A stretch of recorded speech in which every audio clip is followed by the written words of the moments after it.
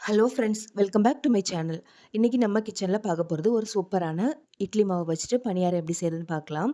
இதுக்காக மாவு நம்ம அரைச்சு ஊற வைக்கணும்னு அவசியம் இல்ல. நம்மகிட்ட 2 கப் இட்லி மாவு இருந்தா மட்டும் போதும். சூப்பரான நம்ம டிஃபன் ரெடி பண்ணிடலாம். இதை நீங்க ஈவினிங் ஸ்நாக்ஸ் கூட செய்யலாம். ரொம்ப நல்லாயிருக்கும். வாங்க இப்போ இந்த இட்லி மாவு பணியாரம் எப்படி செய்றதுன்னு பார்க்கலாம். ஃபர்ஸ்ட்டு தேவையான அளவுக்கு இட்லி மாவு எடுத்துக்கோங்க. ஒரு 2லேருந்து 3 கப் அளவுக்கு எடுத்துக்கோங்க. இதுக்கு நம்ம வந்து வெங்காயம், பச்சை மிளகாய் எல்லாமே நம்ம தாளிச்சு சேர்க்க போறோம். அதுக்காக நம்ம ஒரு பேன்ல எண்ணெய சூடு பண்ணிட்டு, தாளிக்கிறதுக்காக கடுகு சேர்த்துக்கலாம். இப்ப இந்த கடுகு நல்லா பொரிஞ்சு வந்ததுக்கப்புறமா, இது கூட ஒரு கைப்பிடி அளவுக்கு உளுந்து சேர்த்துக்கோங்க. இந்த உளுந்து கூடயே தேவையான அளவுக்கு கடலைப்பருப்பு சேர்த்துக்கலாம். பணியாரத்துக்கு இந்த மாரி கடலைப்பருப்பு கொஞ்சம் எக்ஸ்ட்ராவே சேர்த்துக்கோங்க. அப்பதான் டேஸ்ட் ரொம்ப நல்லாயிருக்கும்.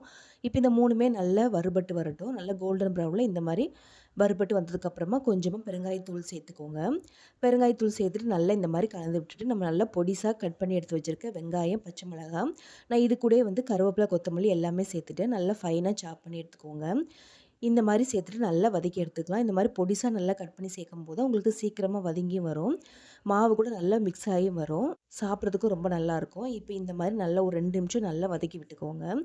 இப்போ வதக்கி எடுத்த வெங்காயத்த நம்ம இந்த மாரி இட்லி மாவுல சேர்த்துக்கலாம். நீங்க இத வதக்காம கூட சேர்க்கலாம். அதுவுமே ரொம்ப நல்லாயிருக்கும். வதக்கி சேர்க்கும்போது நமக்கு எக்ஸ்ட்ரா கொஞ்சம் டேஸ்ட் இருக்கும். இந்த மாரி இட்லி மாவு கூட சேர்த்துக்கோங்க.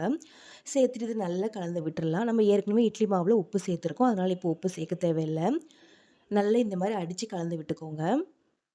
இது நம்ம ஊற வைக்கணும் அப்படிலாம் எந்த அவசியமும் இல்ல. நம்ம ஏற்கனவே இட்லி மாவு தான் சேர்த்துருக்கோம். நமக்கு ஆல்ரெடி நல்லா புளிச்சு தான் இருக்கும். அதனால நமக்கு கொஞ்சமா தேவையான அளவுக்கு தண்ணி மட்டும் சேர்த்துக்கலாம்.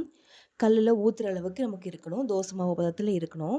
இப்ப பாருங்க இந்த மாரி நல்லா கலந்து விட்டுட்டு, இப்போ நம்ம பணியார கல்ல சூடு பண்ணிக்கலாம். இப்போ இந்த சூடான பணியார கல்ல கொஞ்சம் கொஞ்சம் எண்ணெய் ஊத்திக்கோங்க. நீங்க எண்ணெய்க்கு பதிலா நெய் கூட சேர்த்துக்கலாம். ரொம்பவே நல்லாயிருக்கும். இப்போ இந்த அளவுக்கு எண்ணெய் சேர்த்துட்டு நல்லா சூடானதுக்கு அப்புறமா நம்ம ரெடி பண்ணி எடுத்து வச்சிருக்க மாவ இதில சேர்த்துக்கலாம். மாவ இந்த மாரி 3/4 இது வர அளவுக்கு ஊத்தி எடுத்துக்கோங்க. இப்போ மாவு எல்லாத்தையுமே நம்ம ஊத்தியாச்சு. இப்போ இத ஒரு மூடி வச்சு ஒரு 3 நிமிஷம் மட்டும் நல்லா வேக விட்டுருங்க. இட்லி மாவுங்கிறதுனால நமக்கு டக்குன்னு வெந்து வந்துரும். ஆனா ஸ்லோ ஃப்ளேம்ல வச்சு நீங்க வேக வச்சுக்கோங்க. அப்பதான் உள்ளலாம் நல்லா வெந்து வரும். இப்போ பாருங்க ஒரு 3 நிமிஷத்துல நல்லா வெந்து வந்திருக்கு. இப்போ இத திருப்பி விட்டுக்கலாம். இப்போ பாருங்க எவ்வளோ மொறுமொறுன்னு பார்க்கும்போதே உங்களுக்கு தெரியும். இது இட்லி மாவுங்கிறதுனால நமக்கு நல்ல மொறுமொறுப்பாவே இருக்கும். டேஸ்ட்டுமே ரொம்ப சூப்பரா இருக்கும்.